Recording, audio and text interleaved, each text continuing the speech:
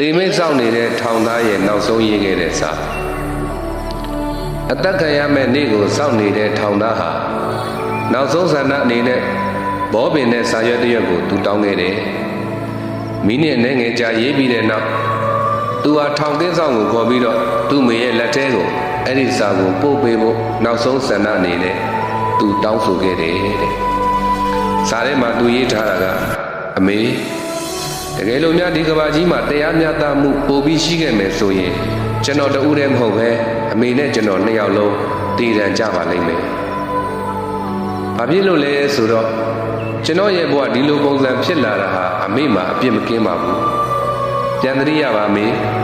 ။ကျွန်တော်လိုကောင်လေးတယောက်ဟာစပိန်တစ်စီးခိုးလာခဲ့တော့ကပေါ့အဖေမတွေ့ရအောင်အဲ့ဒီစပိန်ကိုဝှက်ဖို့အမေကျွန်တော်ကိုကူညီခဲ့တယ်လေ။အိမ်နီးချင်းတယောက်ရဲ့လက်ကအိတ်ထဲကငွေကိုကျွန်တော်ခိုးယူခဲ့တုန်းကရောအမေမှတ်မိရတာအမေကျွန်တော်နဲ့အတူဈေးတန်းကိုသွားပြီးသုံးခဲ့ကြတယ်လေအဖေနဲ့ကျွန်တော်စကားများကြပြီးအဖေအိမ်ကထွက်သွားတုန်းကရောမှတ်မိရလားကျောင်းဆောင်မွေးပွဲကြီးရဲ့ရလက်တွေကိုကျွန်တော်ခိုးယူပြီးနောက်ကျောင်းကထုတ်ခံခဲ့ရတာကိုအဖေဟာမှားကြောင်းပြကျင်ခဲ့ရုံပါအမေကျွန်တော်ဟာကလေးတယောက်ပါဆယ်ကျော်သက်အရွယ်ပြဿနာကောင်တယောက်အဖြစ်မကြသေးဘူးကျွန်တော်ဟာပုံမှန်ကြီးပြင်းလာတဲ့ယောက်ျားရင့်မာကြီးတယောက်ဖြစ်ခဲ့ပြီအမေကျွန်တော်ဟာလမ်းမှန်ကိုပြသပေးဖို့ကြက်မှတ်ပေးဖို့လိုအပ်နေတဲ့ကလေးတယောက်ပါ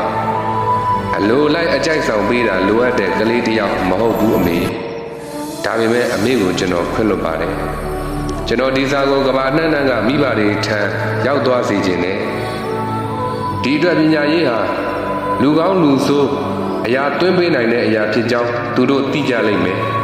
ကျေးဇူးတင်ပါတယ်အမေကျွန်တော်ကိုအသက်ပေးခဲ့ပြီး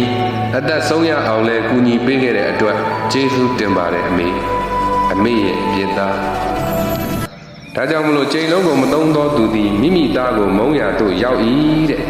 သားကိုချစ်သောသူမူကားငယ်သောအရွယ်မှစ၍ဆုံးမတတ်၏လို့ပောရဏစကားပုံလေးတစ်ခုရှိတယ်လက်ဦးစရာမိထိုက်စွာပုပ္ပစရိယမိနစ်ဖလို့လည်းလာရှိတယ်ဒါကြောင့်မလို့မိခင်ဖခင်တွေဟာ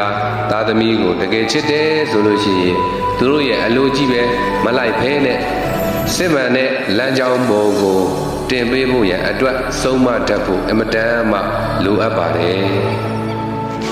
မိမိတတ်သူအားဒေသရဲ့ဟုတ်ကဲ့